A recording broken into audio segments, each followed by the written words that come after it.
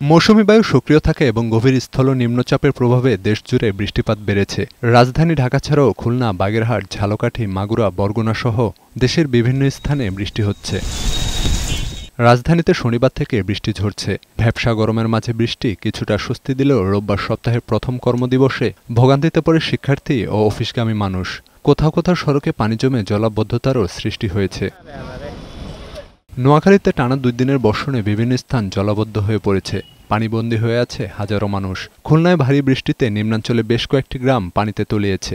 কোথাও কোথাও বাড়িঘরে পানি ঢুকেছে। টানা বৃষ্টিতে মোংলা সমুদ্র বন্দরে পণ্য ওঠানামার কাজ ব্যাহত হচ্ছে। প্লাবিত হয়েছে নিম্নাঞ্চলের বহু এলাকা। বৃষ্টির পানিতে ডুবেছে পটুয়াখালী নিম্নাঞ্চল। পানির চাপ বাড়ায় রাঙামাটির কাপ্তাই বাঁধের 16টি জলকপাট 6 ইঞ্চি করে খুলে দেয়া হয়েছে। এদিকে রোববার সকাল থেকে বৃষ্টি না হওয়ায় কক্সবাজার শহর ও নিম্নাঞ্চল থেকে পানি নামতে শুরু করেছে। বৈরী আবহাওয়ায় আটকে পড়া পর্যটকরা গন্তব্যে ফিরছে। টানা বৃষ্টির কারণে চট্টগ্রাম, ঢাকা, বরিশাল ও খুলনা বিভাগের নদ-নদীর পানি বাড়ার আভাস দিয়েছে বন্যা পূর্বাভাস ও সতর্কীকরণ কেন্দ্র। তবে এখনই বন্যার সম্ভাবনা নেই বলে জানানো হয়েছে।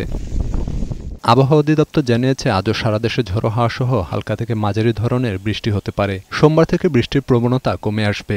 আজকেও সারা দেশে বৃষ্টি হবে এবং কালকেও বৃষ্টি হবে, তবে কালকে কিছুটা দক্ষিণাঞ্চল কিছুটা কমতে পারে।